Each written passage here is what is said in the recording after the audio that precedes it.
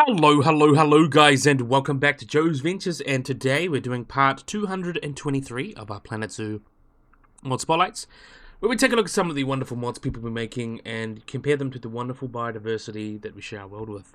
So today, we've got a couple of remasters. We've got Nawala back with a couple mods too. Great Cake's obviously dominating quite a bit. We've also got Kanu and Lorby coming in with some extra mods. A lot of birds, a few extinct animals today, some not extinct animals, a couple subspecies, all that stuff. But yeah, let's get stuck right into it. So we're going to be starting off today with Nawala, who did a remaster of the Asian brown tortoise. Mayanura emus, also known as the mountain tortoise. Sorry, there's probably a few names we'll get into. Sorry. So these guys are a species of tortoise that is endemic to Southeast Asia, and is actually considered to be one of the most primitive or most basal species of tortoise. So this is kind of like what the first kind of tortoises would have looked like, most likely. But yes, there is two different subspecies found. There is Emmaus, which is found in southern Thailand, Malaysia, Sumatra, and Borneo, and Phalarai found in northwestern Thailand and northeastern India. And the latter was named after the Sir Arthur Pepys Pereira from 1812 to 1885, and the British Army who kind of discovered it there. So in terms of its common names, it is also called the Asian forest tortoise, the mountain tortoise, the Burmese mountain tortoise, or the Asian brown tortoise. So those kind of all come under those names. But they are the largest tortoise of mainland Asia. That goes in as well. The largest of the northern subspecies can reach about 25 kilograms, or about 55 pounds, in the wild, and much more in captivity. And they have broad, flattened upper shells and a larger lower shell. Distinctive features along the head, limbs, and skin that set them apart from other tortoises. So the carapace is often considered kind of depressed or flattened. It steps less than half its length. The anterior and posterior margins are reverted, and you can see they've got like a nuptial shield there as well around the neck. You can see kind of quite a bit there, that shield. Very, very interesting. Deeply notched hind lobe on their shell, so you can see that kind of goes on there. Really, really awesome mod. I'm actually very impressed with how they managed to do this one. They have weakly, quote-unquote, feebly dentulated with a raised line on the surface of the beak as well. And you can see their limbs, you can see have these bony spiracles, very similar to like things like sulcata tortoises. These little kind of scales here or spikes that kind of help with protecting themselves, but also helps with digging. But you can see these guys are kind of like blackish, yellowish brown as adults. Black, brown, dark brown to blackish adults, and the juveniles you can see a little bit lighter. They can be yellowish brown with dark brown markings. So you can see that's kind of the difference between adults and the babies. Let's see if we have a look at the male. That's going to be male here. There you go, lovely tortoises. As I mentioned, these guys are found across Asia, so they can be found in Bangladesh, Cambodia, India, Indonesia, Malaysia, Myanmar, Thailand, and Vietnam. And the species in the wild has been known to consume fungi, shoots of Costus curse, leaves of elephant ears, shoots of other species, and vegetables and flowers of wild ginger. So typically they are herbivores, but will eat fungi too. Most commonly eaten plants were the genus Alocasia, with individuals often standing nearly vertical to actually reach these leaves. But in the captivity, they'll feed on a lot of things, being primarily herbivores, but occasionally will consume carrion or frogs and snails if they get the chance, which is like most tortoises. So they are, as I mentioned, considered critically endangered because of the pet trade and also the food trade, because people eat these tortoises, so they're very much over collected. But they're actually the only tortoise as well that lays its eggs above nest, ground in a nest, which the female will construct a leaf litter. The female will also use both front and rear legs to gather material and can lay up to 50 eggs inside it. And then they'll sit near the nest to protect it and will chase predators and intruders away. And these guys have concluded that they have temperature-dependent sexual determination in the southern subspecies. So that means higher rates of the sex is dependent on of the babies is dependent on the temperature. So higher temperatures produces females, and lower temperatures produces males. And there's a correlation between temperature and incubation time, with higher temperatures resulting in shorter incubation times, and longer temperatures remaining in longer incubation times. And that can range between 70 to 90 days. So that's quite interesting there. So have a quick look, and on here, let's see what other information we can get. Largest tortoise, fourth largest tortoise in the world. Living fossils. But yeah, they are considered critically endangered, as you can see here. They're popular pets worldwide for their large size, huge demeanour, and ease of care. But they're heavily collected for food, traditional medicine, and illegal pet trade. And another serious thing is habitat loss and stuff like that. So that affects a lot of animals from Southeast Asia. It's not just unique to the Asian brown tortoise or the Burmese mountain tortoise. But yeah, really, really awesome mod. Nice to see a remaster of that. So we're going to be carrying on. Next up, we've got Great Cakes mod. You know, we always love a Great Cakes mod. We're going to have a look at the Greater Roadrunner. So let's have a look at these guys. Very, very interesting mod. So the Greater Roadrunner, or Geocorax californius. These guys are a long-legged bird in the cuckoo family, found in the arid America region of the southwestern US and Mexico. And its scientific name means the Californian earth cuckoo. And along with the lesser roadrunner, they are one of two species in that genus, the Geocorax. And they've also been called the chapel cock, the ground cuckoo, and the snake killer. So there actually have been fossils of these guys found around, California, Arizona, New Mexico, and Texas, and the Mexican state of Nuevo León. The oldest fossils come from a cave in New Mexico that's about 30,000 years old, and there actually are fragments of these guys in the La Brea tar pits, which is very cool as well. And prehistoric remains suggest until about 8,000 years ago they were actually found in sparse forests rather than scrubby deserts. Only later did they adapt to these arid environments. Due to this, along areas of human transportation, they actually started to move more northeast as well. And sparse forests can be found on these plants, which is actually probably similar to prehistoric northwestern North American Southwest, which is very interesting. So they seem to actually have done a little bit better in forests than the deserts they are known from today. The Greater Roadrunner is about 52 to 62 centimeters, or 20 to 24 inches in length, and has a 43 to 61 or 17 to 24 inch wingspan, with weights between 221 to 538 grams, or 7.8 to 19 ounces, and can stand about 30 centimeters, 25 to 30 centimeters tall, or between 9 1/4 and 11 3/4 inches, and is the largest cuckoo from the Americas. The upper body, as you can see, is mostly brown, but they do have some streaks there, some black streaks, and sometimes pink spots up there on their neck. You can see they've got neck and upper breast, the pale brown with dark brown streaks, and the belly is white. They have a crest of brown feathers that stick on the head, and a bare patch of orange and blue kind of along the behind the eye there.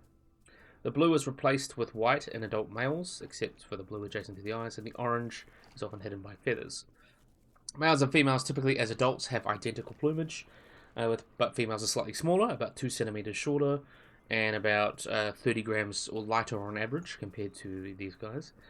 And they have a long, stout beak that is greyish, brown or grey, and actually has a hooked tip, as you can see there. Roadrunners also have 4 toes on each foot that is zygodactyl, with 2 going forwards, 2 going back, and the toes are brown in colour. And these guys are somewhat limited. They are capable of limited flight, but they do spend most of their time on the ground. And they can run up to speeds of 20 kilometers an hour, or 20 miles per hour, or 32 square kilometers. But cases that have been over 26 have been recorded. And it's the fastest running speed clocked for a flying bird. But obviously they're nowhere near as fast as an ostrich, which is that's all they can do is run. But anyway, they do have some very interesting vocalizations. The vocalizations of the Greater Roadrunner have 7 distinct variants, with the most frequent call being like a low cooing call. That's very deep. Then females can give off shrills that actually quite resemble the calls of, like a coyote, which is quite interesting. But in terms of other sounds, they do make a few other sounds. A lot of chatter calls and stuff like that. But in the distribution, as I mentioned, they are found in arid America ecoregion, so they are found around the southwestern US and northern Mexico. So they're pretty much found those kind of areas. If you think of places like Kansas, Louisiana, this is where they're less common, but you mostly find them in Texas, California, New Mexico, Nevada, Utah, places like that. And they can be found in scrubland, up to about 200 feet below sea level, and up to about 2,000, 3,000 meters, but rarely go above 3,000 meters, since they prefer semi-arid scrubland with habitat and all that. So in terms of their breeding, so let's have a look at the cute little babies as we talk about their breeding. Let's see if I can find you there. A little juvenile, a goopy little goober. So until a mate is found, they generally live in solitary, but they are monogamous. So once they form a pair, they'll stay together for a while. Breeding season begins in mid-March to early September, and courtship behaviours between greater roadrunners are a lengthy process that includes a combination of chasing, tail wagging, play fighting, and a lot of acoustic calls. Once the chasing stage is passed, the male will present nesting materials and food to the female. So once the male offers the food to females during the act of copulation, an actually unique feature of the greater roadrunner is that mated couples actually continue their copulation rituals long after the need of egg fertilization, and actually is believed to kind of keep the pair, kind of keep each other close, and that kind of stuff, maintain the pairing. They do have a territory. A couple will defend a territory of about 700 to 800 meters squared, and the male has more territory. When calling out to he has more territorial, so the male will kind of call out to warn competitors, and will not hesitate to push others out of the territory. And some couples even defend their territory all year long. Both birds build the nest, with the male collecting the material and the female constructing the nest. The nest is compact platforms of thorny branches lined with grass, feathers, snakeskin, roots, and other fine materials. They are built low in a cactus bush or a man-made structure, about 3 to 10 feet above the ground. Then they lay between 3 to 6 eggs, which hatch in about 20 days. The chicks will then fledge about 18 days, and pairs may actually occasionally rear a second brood when there's quite a lot of food in the summer, especially if it's rainy. And a young fledging typically remains with its parents for at least 50 days. And similar to other cuckoos, they will actually occasionally lay their eggs in other birds' nests, including the common raven and the northern mockingbird, so they do that. In terms of predators and things, they do get preyed upon by coyotes, bobcats, lynx, and cougars, and also Cooper's hawks and red-tailed hawks. But in terms of their diet, they are considered omnivorous, and they use their speed, they meep, run fast to get away and catch prey. So they feed mainly on small animals such as insects, spiders, centipedes, scorpions, mice, small birds, and that includes hummingbirds, lizards and young rattlesnakes, and some plants. But there have been some instances of them scavenging on carcasses of larger mammals such as bats and squirrels and even desert cottontails, which is interesting, so they have been known to scavenge on them. But in terms of their thermoregulation, they have a lot of very interesting adaptations to help control their body heat, since they live in quite a arid environment, and they are diurnal, so they live in quite a hot environment. During the hot season, they tend to be active more about sunrise and mid-morning and avoid the hottest part of the day. They also retain body water through liquid reabsorption, which is cool as well. And they also reduce excess heat by the formation of water vapor released by the breathing in or through its skin. And they will sometimes pant to kind of alleviate their body heat. And in the morning, they will alleviate heat recovery, accelerate heat recovery by sunbathing, and kind of will do that and get their body temperature back up to help. And as I mentioned, they are quite fast, getting between 18 to 20 miles per hour, or 29 to 32 kilometers per hour. And while running, it places its head and tail parallel to the ground and uses its tail as a rudder to help change its direction. And it prefers to run in open areas such as roads and stuff like that. It also hovers on a perch. They can be on a tree or in human construction. And it can fly short distances, about 4 to 5 meters between potential roosts. So people do have actually quite an interesting little relationship with this guys. Some Native American tribes believed that they were protection against evil spirits, and they thought they brought babies an equivalent to the white stork in Europe. These guys would have brought babies to, expecting mothers and all that, which is quite funny. Obviously, there's a Wile E. Coyote who eats the roadrunner, and the roadrunner's famous. It's also the state bird of New Mexico, and it also has it's a mascot for numerous kind of colleges and high schools in the United States, including California State University and University of Texas. So it's got quite a few, cultural references. So it's quite an important animal for the culture, which is very, very cool. I'm definitely a big fan of that. How can you not? So let's carry on. Carry on.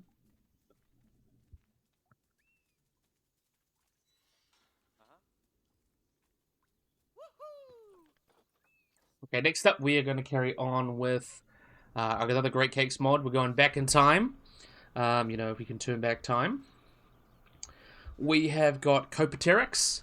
So this is a very, very interesting animal. I have to explain what it is first, but then get into the animal. So this is Copropteryx titan. It's a little sucky that we can't see it swim right now, but we will see them swim. So these guys, Copropteryx is an extinct genus of a flightless bird in the family of the Pototeridae, which is endemic to Japan. So the species itself is endemic to Japan, not the group.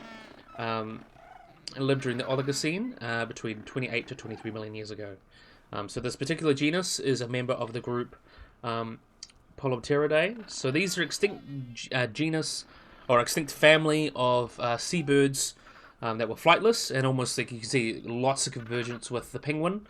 So there's a lot of convergent evolution with not only just modern penguins, but a lot of the giant extinct penguins that you get from like New Zealand, for example. So a great example of convergent evolution. And that has led them to be described as kind of the Northern Hemisphere's penguins. But there is some evidence to suggest they may actually be more related to penguins than we think. But looking at Plototerids, these guys seem to be closely related to darters and cormorants, though there is a theory that they may have a common ancestor with penguins. I personally would go more with the cormorant and hypothesis around there. So in general, there are quite a few different species. There's about 1, 2, 3, 4, 5, 6, 7, 8, 9, 10, 10 or 15 so genera, with probably a few different species there. But they range in size. Some got quite large, some got quite small. So they kind of took that ecological niche of a penguin in the North Pacific, and they're only found in the North Pacific. So you'd think in how that would work, these guys would live in the North Pacific. Penguins, that we know them, are from the Southern Hemisphere. And then you have, of course, your... I wonder if these are juveniles or the adults. Yeah, these are the adults. You have the penguins from the Southern Hemisphere, and then in the, Atlantic, you would have the North Atlantic, you'd have, your Penguinus, the great auk.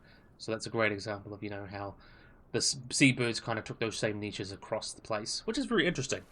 But, okay, Copropteryx, we're going to talk about that first. So there were remains of this large animal found in the 1970s. With Storzal Olsen and Hajiwara Yoshizawa identified them as Polypterids, and classified them as own species. They're originally called Copropteryx. The type specimen itself was partly articulated and comes from the late Oligocene, and there were a few paratypes found as well, so other specimens that were lumped into the species. And there was a bit of taxonomy between taxonomy. There was Hokudawa and Ornis, which was described as well, and they were able to compare and actually find this was a new species. And the name itself means Copropteryx, which means the oar wing. So you can see its wing looks very much like an oar on a boat. And its name actually refers to the characteristic oar-like wings. And a lot of people think it refers to Edward Trinket Cope, who was one of the scientists of the Bone Wars. That was not him. But it more refers to the shape of the wings. So in terms of its itself, it is a large-sized diving Polyptera bird, roughly the same size of the kind of giant penguins of the south, which it did live with the same time, just not the same places. So like Waimanu would have been a very large penguin, which it would have shared a very similar ecological niche with. And while its sternum shares a few similar characteristics with the Pelecaniformes, they do have some differences as well. They do have quite a robust sternum, and they have a strong ovoid articulation that is similar to most common Pelecaniformes. But yeah, very interesting as well. And their wings itself were very specialized for underwater propulsion, and its general shape and usage was much different from other Pelecaniformids. The proximal end of the humerus was round shape as well, very similar to other species of Polypterids, kind of like Torsona. And actually we're very similar to things like Penguinus, which is the great auk, and other auks and stuff like that, so that's quite interesting. But yeah, seems to have a lot of traits. It's a great example of convergent evolution with both the great auk, but also the modern penguins, because penguins we think are weird, but there was this is the North Pacific penguins, we could say these guys were. So there's two different species known. There's a smaller species, which is a type species Herix, that got to about 1.2 meters tall. But it was, even though it was smaller than C. titan, which is this one, that one would have been quite a bit larger than most of the others. So all of them are quite small. These guys were kind of emperor penguin sized. So Titan is the largest species of them all, which is this one, and would have got to an estimated length of about 2 meters or 6 foot, 6, or even sometimes estimated to be about 3 meters. And there are some undescribed remains that suggest the animal might have gotten even larger and even rivaled some of those real giant penguins. It's only known from a 22 centimeter long and 6 centimeter wide femur, which makes it much larger than other polypterids and actually about twice the size of an emperor penguin. So an emperor penguin, for comparison, they are quite big. They are, I believe, they're pretty much one of the heaviest birds in the world. They get like 20-40 kilos, so huge animals. It differs from the femur, slightly from the femur, and the complete animal scale would probably be the largest non-flying water bird and potentially larger than the largest species of giant penguin. And is known from the Arashima Formation, and is recently suggested that sea titan would in fact would actually be a male. So it's potentially that this could be a male, and the other species Hyraxes could be the female. And there's quite important, similar to darters and cormorants, which are their closest living relatives, may have had that kind of sexual dimorphism. And it's also named Titan, means Titanus, which means it's huge, and is much larger than the size than a holotype's femur. So that's another way to kind of describe it, which is quite interesting. So next up, we're going to have a look at another really cool goober. We've got here the southern Vizcacha, or the mountain Vizcacha. So this is another one done by Great Cakes. Great Cakes is kind of stealing the day a little bit today. So this is the southern Vizcacha, or Ladulum vizcacha. So these guys are a species of Vizcacha, or a species of rodent within the family Chinchillidae. So if you guys know chinchillas, these are a relative of chinchillas. They are found in Argentina, Bolivia, Chile, and Peru. They are colonial animals living in small groups in Rocky Mountain areas. And even though they got long hind limbs and long ears, they kind of look like a rabbit. They're more, as I mentioned, they're a chinchilla, so they're a rodent. They're much more closely related to chinchillas than they are to rabbits. So these guys are southern Vizcacha. Here we call it the mountain Vizcacha, which actually caused a little bit of confusion on the name there. But anyway, the southern Vizcacha is yellowish, has yellowish grey underparts, pale underparts, black tip bushy tail, and the body fur was long and soft, while the tail is coarse. Their long fur-covered ears had a white fringe, and both of the short front legs and longer hind limbs have 4 digits. The soles of their feet have fleshy pads called palipes, I believe you say that, which allows them to actually be a bit more maneuverable over these rocky surfaces that they live on. The weight of an adult southern Vizcacha is about 3 kilograms, or about 6.6 pounds. They are quite adept climbers, though, exhibiting proficiency in ascending up vertical rock surfaces. And these leaps frequently span distances of about 5 meters or greater, and downward descents can cover 15 meters. And they often jump in the extended of small ledges where they can barely stand, and on comparative now outcroppings of rock. So they're quite good at jumping around and all that, which is quite cool. So as I mentioned, they are found they're native to the southern mountain parts of western Argentina, southern Peru, western central Bolivia, and northern central Chile. And they live among the rocks and crags and stuff where vegetation is quite scarce. And they tend to live between 700 and 5,100 meters, or between 2 to 6,000 feet above sea level. So what's interesting as well, they actually do not hibernate, and they're mostly active soon after dawn, and then again in the evening, so they're crepuscular. At these times, they emerge from their underground hiding places to feed on whatever plant material they can find, which is mostly grasses and mosses, but also lichens. They do like to eat lichens. Part of the day is spent perched on a rock sunbathing, grooming, or resting. With southern Vizcachas being colonial species, they do not venture far from rocks where they can plunge underground if there's a danger that threatens them. And they use various calls to communicate with each other, and they preyed upon by the Andes mountain cat, Oleoparus jacobellus, where they're basically a big part of their diet. So let's have a look at the babies, because we've got to have a look at the breeding, because they're babies, and they're very, very cute. How do you not think they're very cute? Breeding typically starts at the last quarter of the year, and that's when mating takes place. Their gestation period is about 130 days, and they give birth to a single precocial pup, or sometimes 2 potentially. So precocial means they're pretty much ready to go right after being born. They're just a mini version of the adults.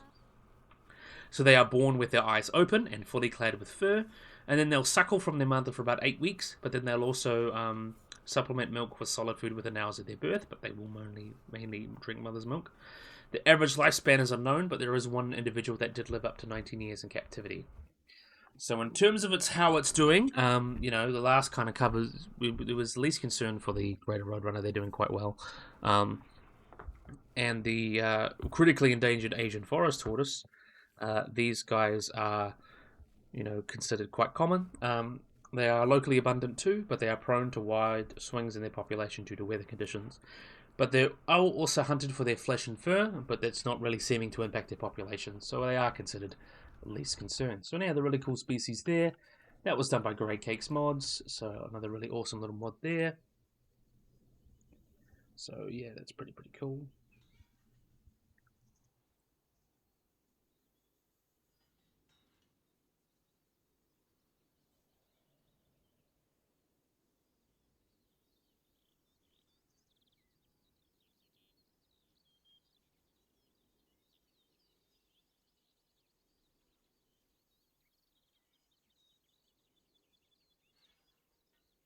Alright, now we'll carry on. So next up we have got, this one is done by Kanu. We've got Cuvier's Gazelle. So let's have a look at that one.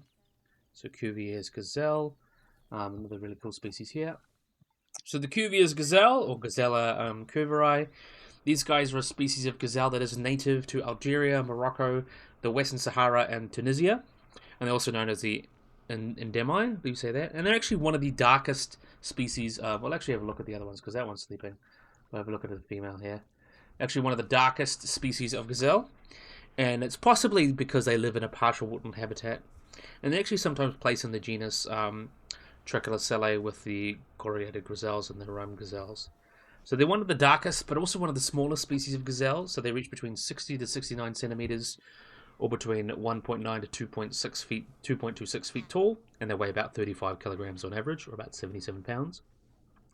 They are characterized by this distinctive white black band, wide black band that goes down their side there, and also you can see they've got a little bit, that divides their kind of orangish top body and their white belly, which makes sense.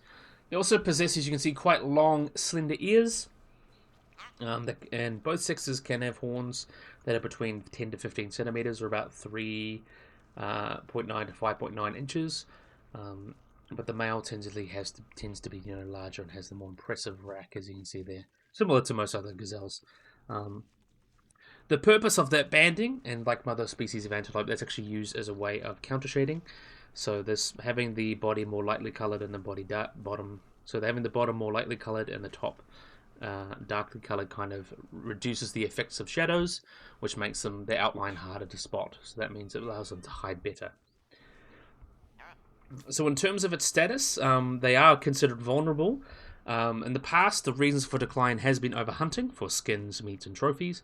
And then in the 1930s, they actually were considered one of the rarest gazelles, and then not listed until the 1960s. Though it is now unlawful to hunt these animals, they do suffer from habitat stress due to competition with pasture land and competition from domestic goats and things. They were once considered to be extinct in the wild. The population is now considered to be less than 2,000, living in small pockets of the Atlas Mountains. So many of the animals can actually be found in Tunisia, but not the case in Morocco and Algeria.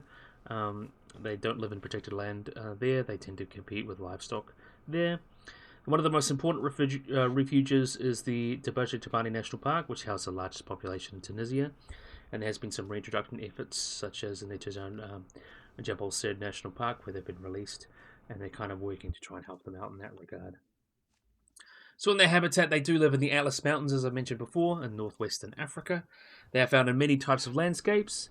Its preference is for sandy or stony hills and plateaus, and they also occur in areas with regenerating forests and lush pine forests. During the early morning and the late evening, they do come out of the mountains to graze in the lower grasslands, and then in the afternoon they'll travel back up the mountains and find a cool place to spend the day. So that's quite interesting as well. And then we'll get on to the breeding and behaviour. So as ruminants, they do their diets entirely consist of leaves, grasses, and the vegetation. They will consume large amounts of greenery and find a cool place during the day to chew their cud, and that kind of ruminant wards of their food that returns to the stomach to digest again. The main defense against predators is their alertiveness. So when they sense something suspicious, they will set off an alarm signal by flicking their tails, and then perform a strong gait, then jump in the air with all four hooves at the same time, which is called pronging. And along with their alertness, they're actually one of the fastest species of gazelles known, and they can reach and sustain top speeds of about 50 miles per hour. During the breeding, typically they do live in groups. They live in social groups about 3 to 4 during the mating season, but usually it's no more than 8. Groups tend to consist of 1 male and up to 3 females, in each of which have up to 2 offspring. Though during the mating season, the dominant males will force the younger males out of the social groups, and then they'll form bachelor groups, and then the females will lead the group when they give birth. And after giving birth, the females will join bachelor groups and live the rest of the mating season with them. So that sounds about right. But let's have a look at the little babies as we talk about their reproduction. So, with the gestation period lasting about 160 days, the gazelles tend to breed in the winter and give birth in early spring. Before giving birth, the mothers will separate from the herd to give birth, and then hide their newborn in the thick underbush outside the herd, returning occasionally to nurse it. This occurs for the first month until the newborn begins to eat vegetation, but still reliant on its nourishment from the mother. They're actually one of the few gazelle species as well that gives birth to twins quite frequently, with about 40% of births being twins. With singlets weighing on average about 2.99 kilograms, or about 6 pounds, and twins weighing on average 2.85 kilograms, or just about 6.28 pounds, so a little bit smaller, but not by much. 10 days after giving birth, the female may breed again, giving birth to 2 sets of offspring per year. Newborn females can be fertile as early as 27 weeks after being born, as early as 27 weeks, and give birth as soon as 70 weeks of age. So yeah, that's not very long turnaround. They can pump out babies. So it's a bit of a wonder why they're so endangered. Well, obviously with the hunting and habitat encroachment, but if we just give them that chance, they'll recover quite well. They're quite fast breeders. But yeah, really, really cool, beautiful animals. I do like these guys. Another cool gazelle. Good one, Kanu. You did a great job with that. So next up, we've also got here the Carpathian lynx. This is done by Lorby, so this is a subspecies of lynx. So the Carpathian lynx. So let's have a look at you. Really, really cool. So the Carpathian lynx, Lynx carpathius. So these guys are found in the Carpathian Basin in Romania, northern Italy, Slovakia, Hungary, Ukraine, and Bulgaria. So the Carpathian lynx is actually quite large compared to other cat species. They have lengthy legs, large paws, and a bobtail, and cheek hair forming a facial ruff, and tall ears with notably black tufts. And like other subspecies of lynx, these guys have big furry paws, which hit the ground with a spreading toe movement that actually allows them to walk on snow. Their thick fur protects them from the cold during winters, and they have soft fur, which have denser amount of spots compared to other species or other subspecies of lynx. This is the European lynx, by the way, or the Eurasian lynx. Individual Carpathian lynxes had different patterns of spots, which actually is a way for researchers that they use to ID them, which is quite interesting as well. So in terms of its ecology and behavior, they're not fast runners compared to other cat species or even other subspecies of lynx. They're pretty similar. Indeed, rely on ambush to kill their prey, and they're solitary creatures and only come together to breed. Like other cat species as well, they are carnivorous and prey on deer, wild goats, and sheep.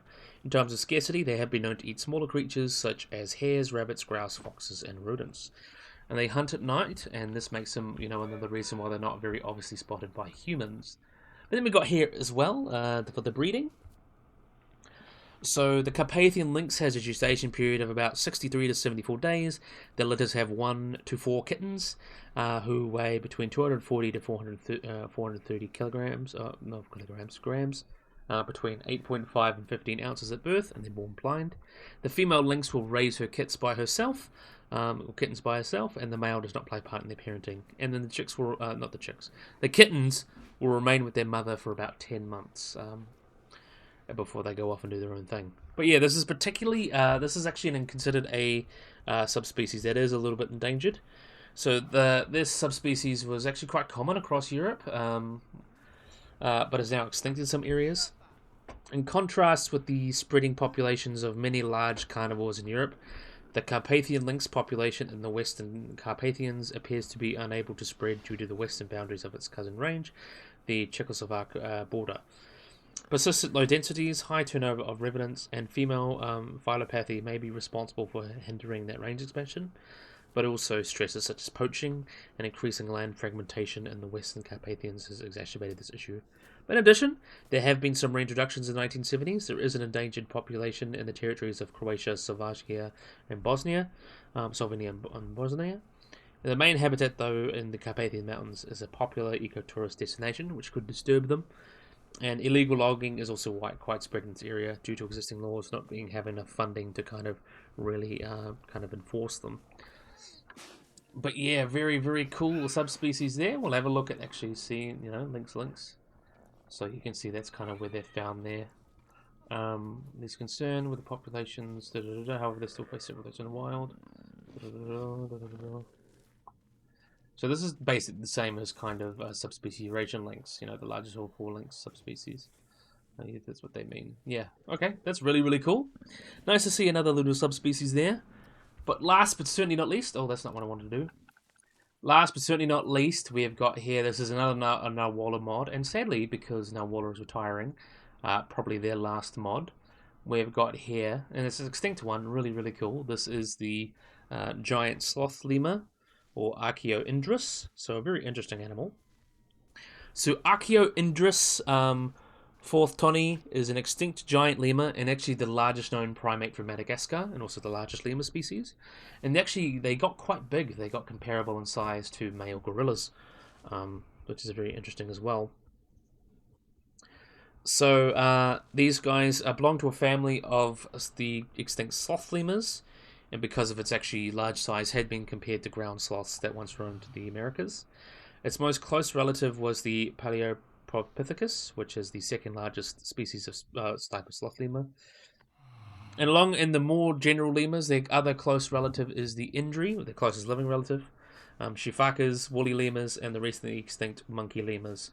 And their name means Archaeoindrus, means ancient Indri-like lemur, which was their closest living relative. So, very interesting. So, in terms of its history, Archaeoindrus was first described in 1909 by Herbert F. Standing on the basis of subfossil fragmentary jaws, although Charles Lamberton actually later discovered a complete skull. Only 6 bones from the lower skeleton have been found, and excavations in the 1980s offering no more leads. There has been one location that's kind of found in the site there. Of its initial discovery, some fossils remains of Megalopus was actually mistakenly identified as these guys, with small leg bones of a juvenile and a mass adult bone, and correlating between the 2 different species as well. So there's only 1 species here. But yeah, we'll get into this name. So Archaeoindrus means ancient Indri-like lemur, and it's kind of, the Indrus is the name for the lemur. And its specific name, Fortunato, basically honors Anton Maurice Fortunaut, who was the president of the Malagasy Academy at the time, so named to honor them. So that's quite cool. So as I mentioned before, these are a type of sloth lemur, a recently extinct group of giant fossil lemurs, also known as subfossil lemurs, that were lived in Madagascar. And these guys would have either been arboreal or terrestrial, with the exact kind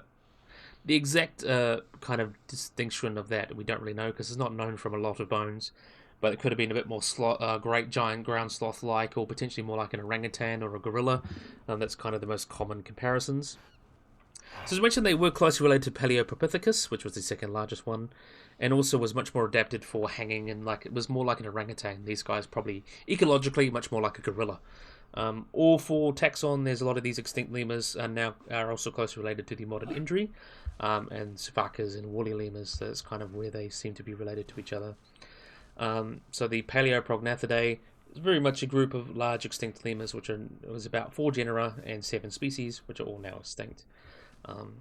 As I mentioned, they were described first by some maxilla, so some jawbones, and then they looked at dentition, and then they actually found a complete cranium. And there's only been 6 postcranial skeleton bones that have been found from Archaeoindrus, which 2 belonged to a humerus, a femur.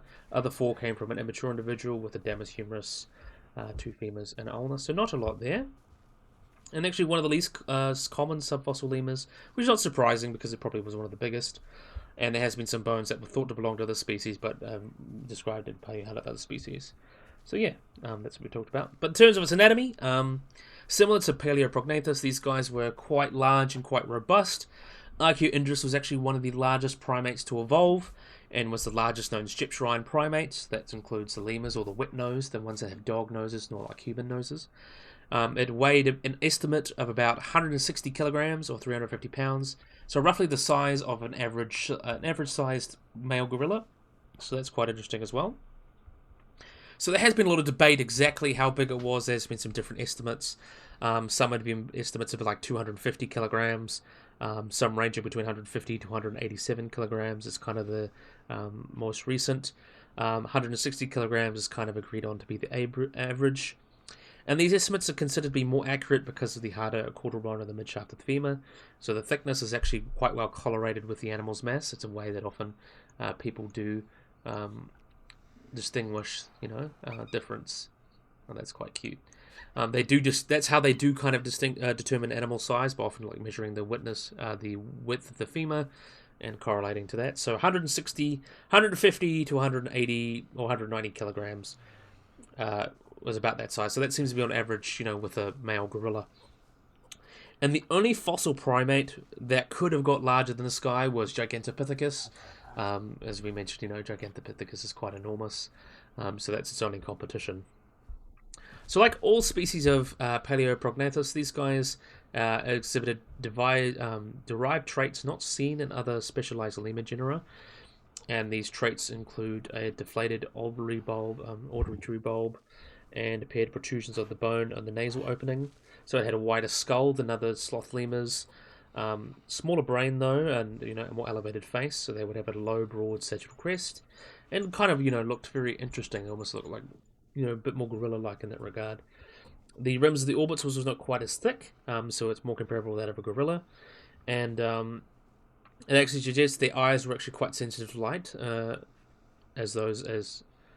were sensitive to light to those of living diurnal lemurs, but yet not as low as apes.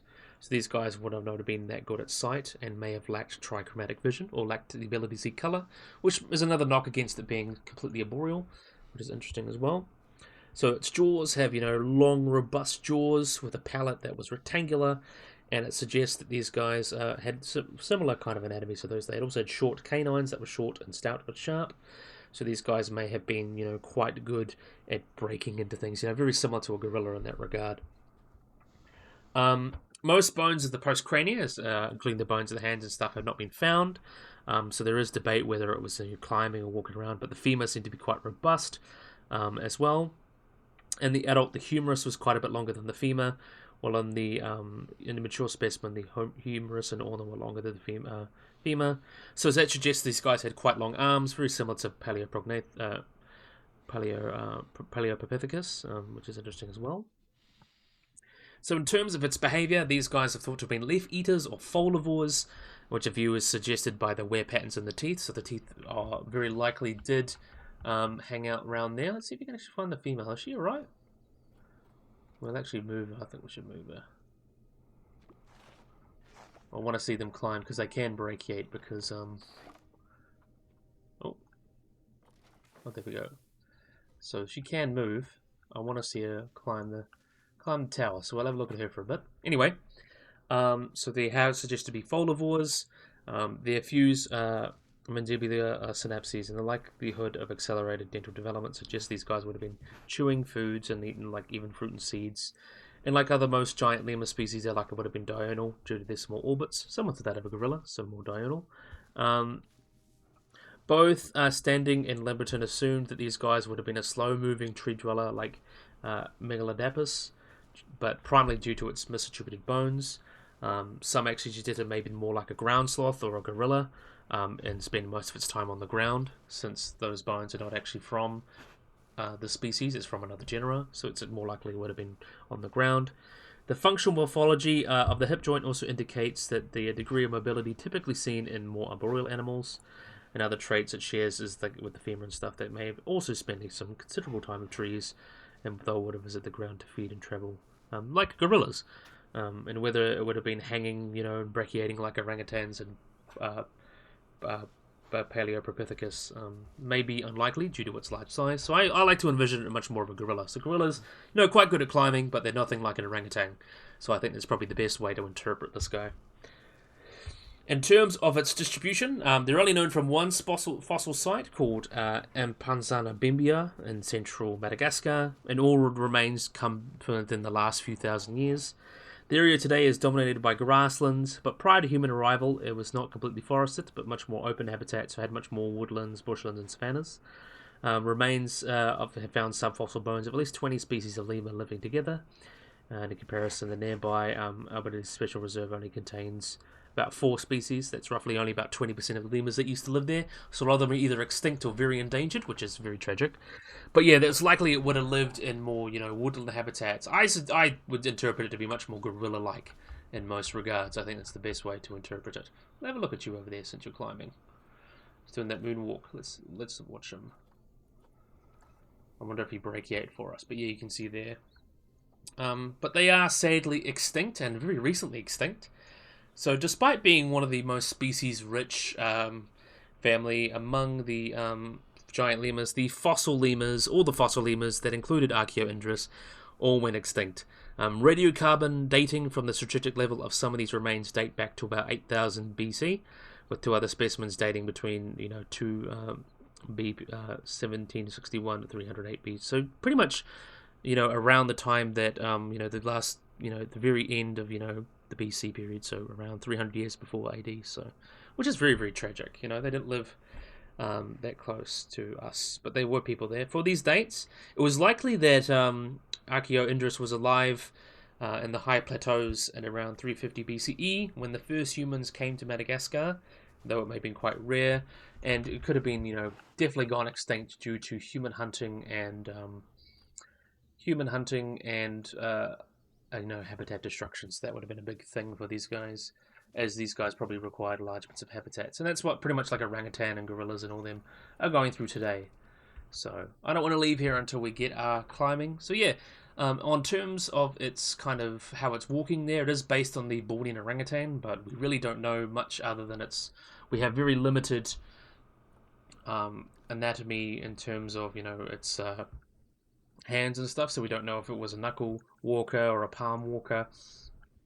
So this is, again, a likely interpretation. We just really don't know. I guess that's kind of the best way to say it, and that's another quite cute animation they do there.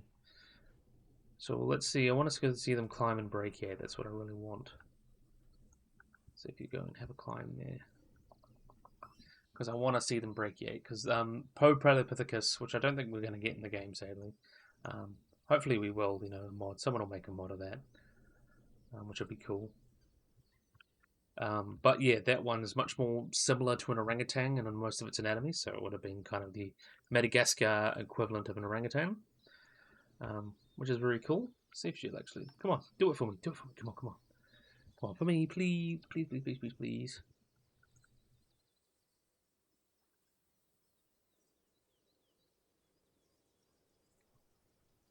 I might actually just...